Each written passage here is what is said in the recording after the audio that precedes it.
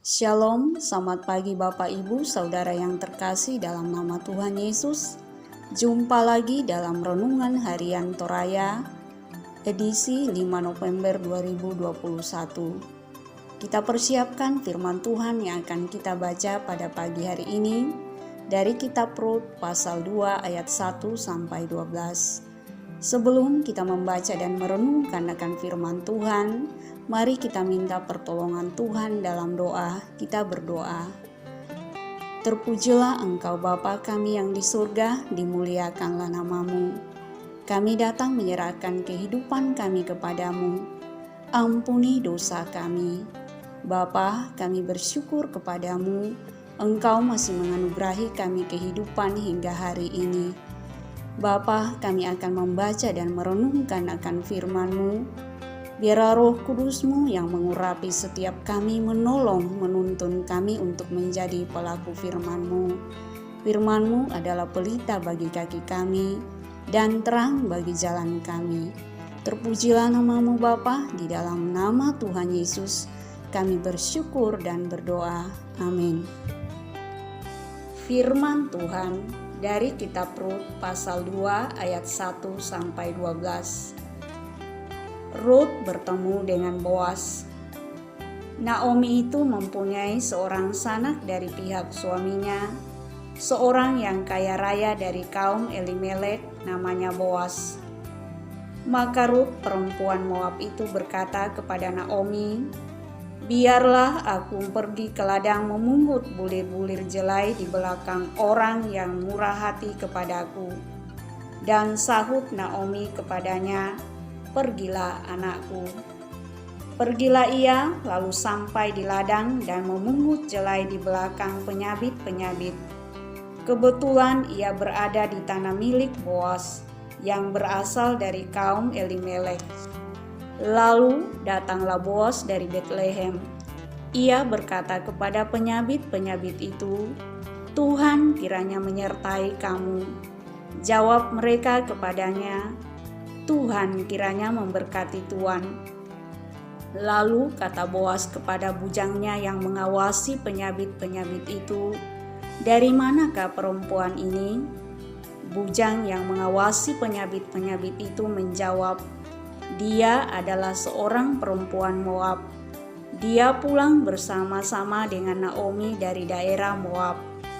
Tadi ia berkata, 'Izinkanlah kiranya aku memungut dan mengumpulkan jelai dari antara berkas-berkas jelai ini di belakang penyabit-penyabit.'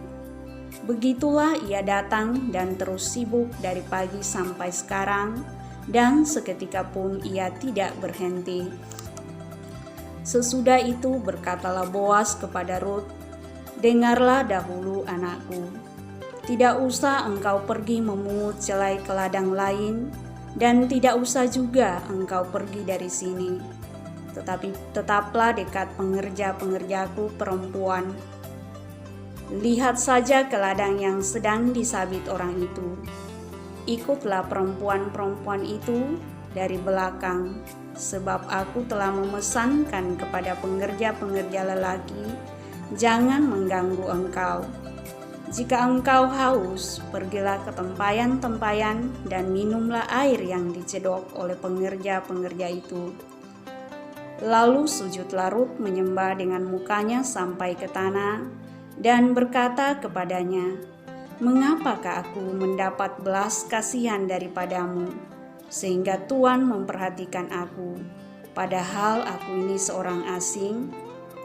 Boas menjawab, "Telah dikabarkan orang kepadaku dengan lengkap segala sesuatu yang engkau lakukan kepada mertuamu sesudah suamimu mati, dan bagaimana engkau meninggalkan ibu bapamu dan tanah kelahiranmu, serta pergi kepada suatu bangsa yang dahulu tidak engkau kenal. Tuhan kiranya membalas perbuatanmu itu, dan kepadamu kiranya dikaruniakan upahmu sepenuhnya oleh Tuhan, Allah Israel, yang di bawah sayapnya engkau datang berlindung." Amin. Tema kita pagi hari ini, harapan dalam kesengsaraan. kaparanuan lan kamapardisan. Setiap orang memiliki cara tersendiri untuk bangkit dari keterpurukannya, entah dilakukannya bersama dengan orang lain ataupun dengan niatnya yang besar, yang melakukan apa saja yang dianggap bisa membuatnya bangkit dari keterpurukan hidupnya. Untuk melanjutkan kehidupan di Israel, maka Naomi dan Ruth terus berupaya mencari cara demi memenuhi kebutuhan hidupnya. Salah satu cara yang dilakukan adalah Ruth minta izin kepada Naomi untuk pergi memungut bulir-bulir jelai di ladang yang adalah milik kepunyaan Boas. Di ladang, Ruth bekerja di belakang para penuai hasil panen, sebab menurut aturan di Israel, janda atau orang miskin hanya boleh memungut sisa-sisa jelai di belakang para pemanen jelai.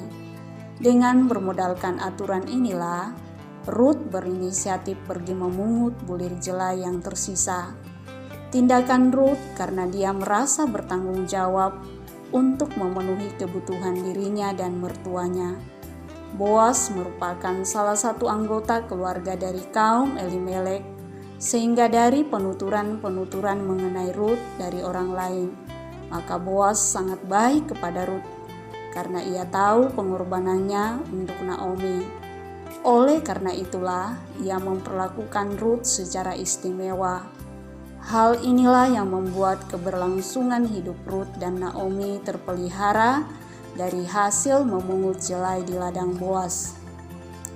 Kisah keberlanjutan pemeliharaan Tuhan terhadap Ruth dan Naomi bukanlah hal yang kebetulan, namun kita hendaknya menghayati bahwa Tuhan tidak pernah merancang hal yang buruk dalam hidup kita, sehingga masalah apapun yang kita hadapi, janganlah membutakan mata rohani kita untuk melihat rencana Tuhan terhadap diri kita.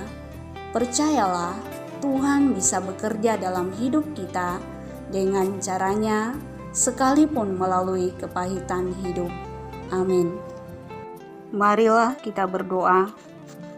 Bapa kami yang di surga, dikuduskanlah namamu, terpujilah Engkau selama-lamanya.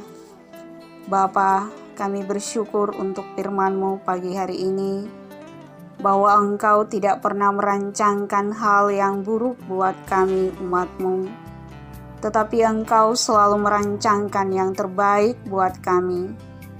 Rancangan-Mu adalah rancangan masa depan yang cerah, penuh dengan harapan, dan Engkau Allah yang turut bekerja dalam segala sesuatu untuk mendatangkan kebaikan bagi kami yang mengasihi dan percaya kepadamu.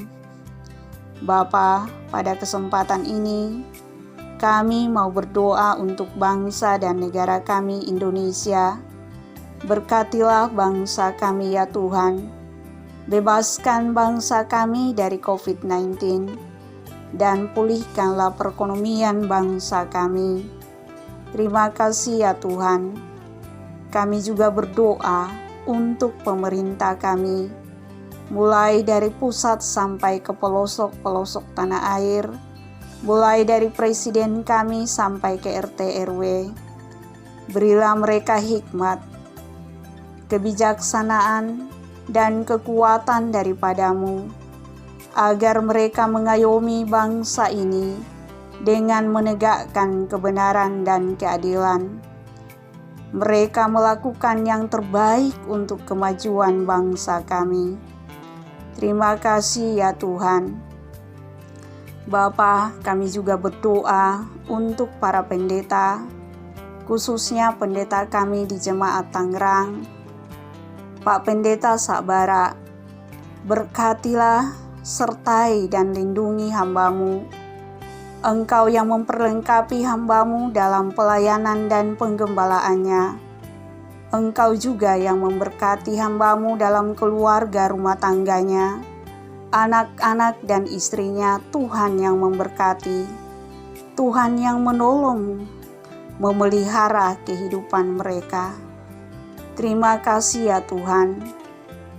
Bapa, kami juga berdoa untuk para majelis, para pengurus OIG, para panitia pembangunan, dan para panitia HRG, juga tim GCA.